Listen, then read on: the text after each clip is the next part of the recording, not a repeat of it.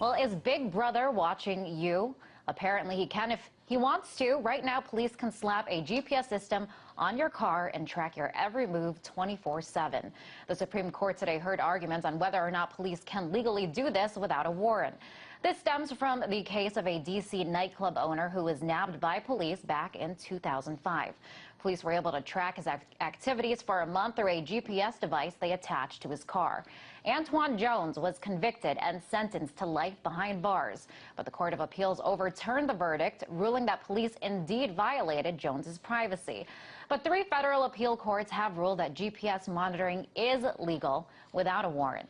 Amid the conflicting rulings, the Supreme Court is now hearing the case. It's being called one of the most important Fourth Amendment cases in a decade. It could determine just how far police can go in tracking your every move. And apparently it's not a rare practice today. From police to the FBI, authorities are reportedly buying these devices by the thousands. And the Justice Department says law enforcement now uses GPS as a crime-fighting tool with, quote, great frequency. So is the right to privacy eroding in America? I have a feeling radio host Alex Jones has a lot to say about this.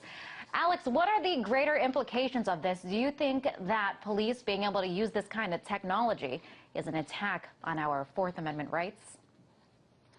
Well, it is, Liz, and thanks for having me here. Look, it shows how far we've come that just 5 years ago, Bush got up and said, I promise we're not listening to American citizens' phone calls without warrants.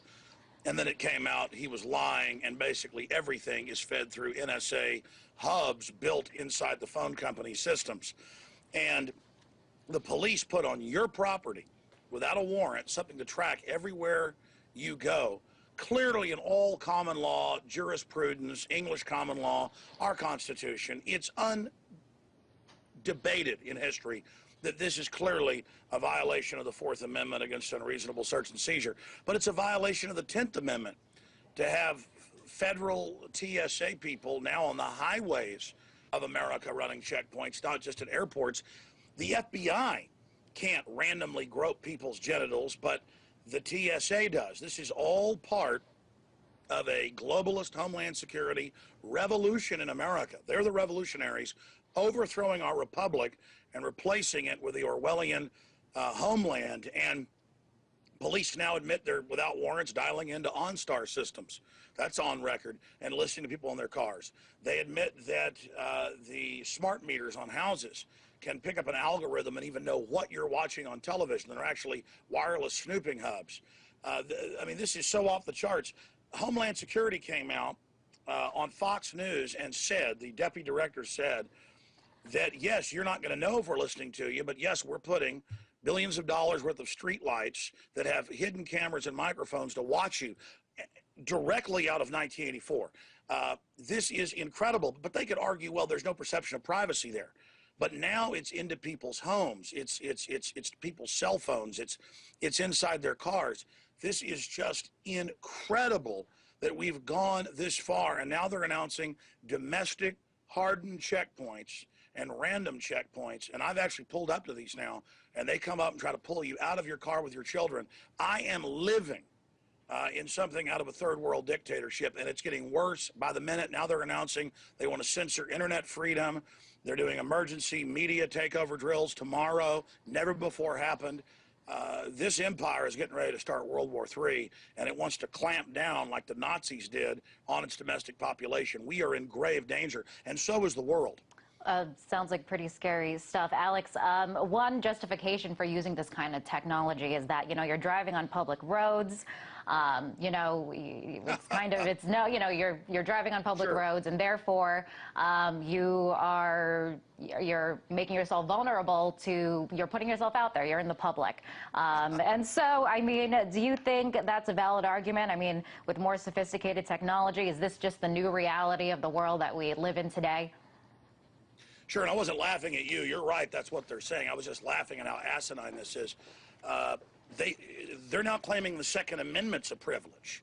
Nowhere is it a privilege in jurisprudence, but they're just telling cops it is. I see court rulings where judges say, don't bring the Constitution in my courtroom. That's America. All of this is illegal. This is your personal privacy. Thousands of rulings going back with automobiles and horse and buggies before that, say that your conveyance is your home, is your person, papers, or effects. That's in the Fourth Amendment. This is a direct assault on the core of this country. All over the nation, state police, under federal grants, pull you over, grab your cell phone, plug it into a system that hacks it instantly and downloads its contents. Homeland Security does this inside the U.S. at airports. They take people's silver coins now, or threaten to confiscate them. This is, I don't think North Korea goes to this level. I mean, they may go get certain people and go after them, and it's terrible, but this is just everybody. This is prisoner, total indoctrination, and if you go look at the U.S. laws, this is all illegal. But it's illegal to have the CIA operating in hundreds of cities in threat fusion centers, but they do it publicly. So this is just the gauntlet thrown down, authoritarianism, but you in our face. But you hit the key here.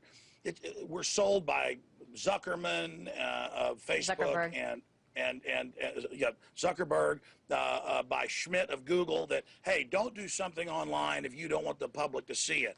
And, hey, our users are just dumb idiots, ha-ha, they think they can trust us.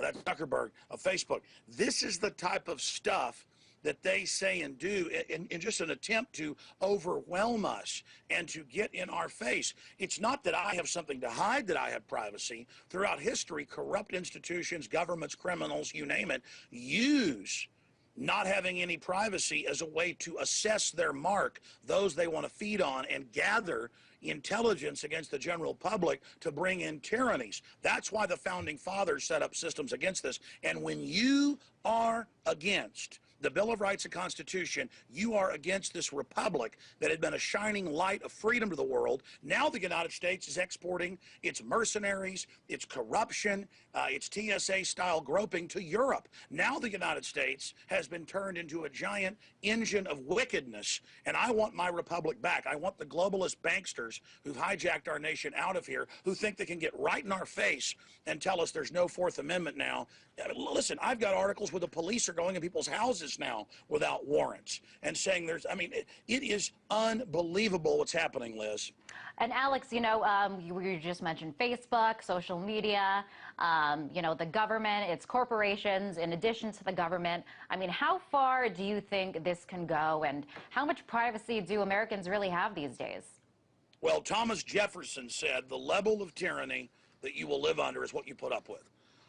If we put up with corruption, if we put up with out-of-control behavior, classical tyranny with a high-tech overlay, the worst combination, then it's the sky's the limit. If you only have mildly corrupt people in government, more corrupt will come in with special interest and push them out, and then even more corrupt, until you get the most wicked, the most sadistic, the most manipulative the world has ever seen in power. And the good news is people don't know what they've lost till it's gone. Finally, the population is waking up and going, wow, this is really creepy what's happening. Wow, this is something, out of a science fiction nightmare movie, or out of a movie about East Germany, or before that, Nazi Germany, or Cuba. This is something right out of nightmares, and it's moving at such a breakneck speed because the big 6 megabanks that run our country, run Greece, run Europe, the oligarchs, they now admit they take houses that are 100% paid for, they never had a deed for. They put this on CNN and act like it's normal that Bank of America and others do this. This is an idea of how ruthless they are. They've already stolen all the pension funds. They've already bankrupted the country.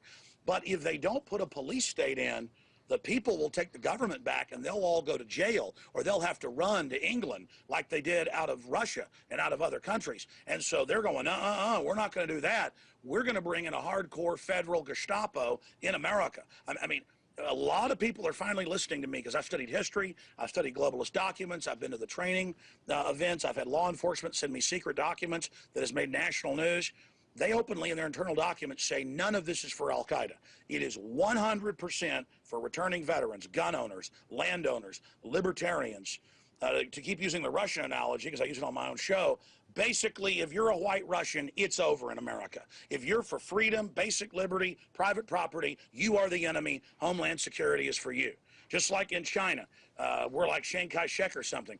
The American people who are red-blooded and pro-liberty are to be hunted down. We're already on list. They already have their Gestapo forces set up. I'm not trying to scare people. Just 5 years ago, they denied all this was being set up. Now they flaunt it in our face. I mean, now just packs of police are on the streets at checkpoints staring at people with wild eyes like you're scum and trash.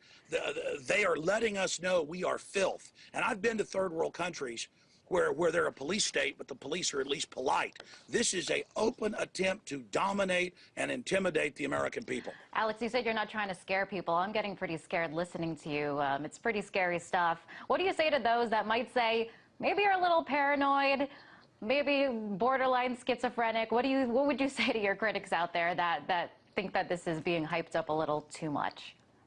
Well, I believe in people's courage. I believe that, as Patrick Henry said, I want to know the whole truth and make preparations for it, whatever it may be. And so I believe that when people are faced with the truth, that they will wake up and take action against it.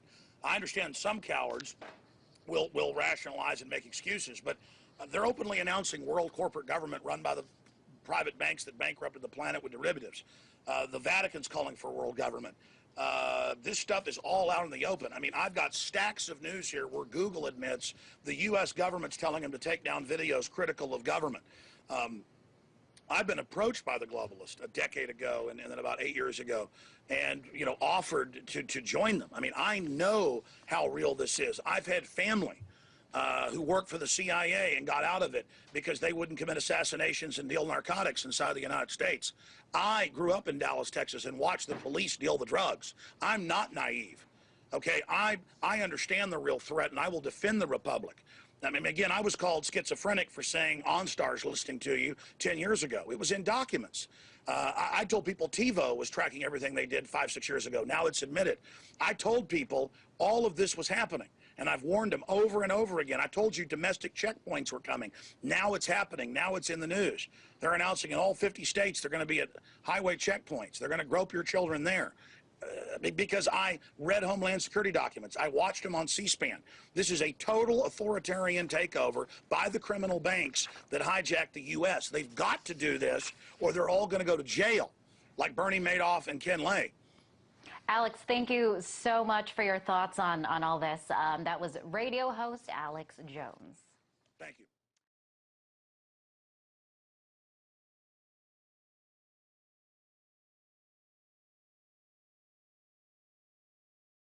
Education is right.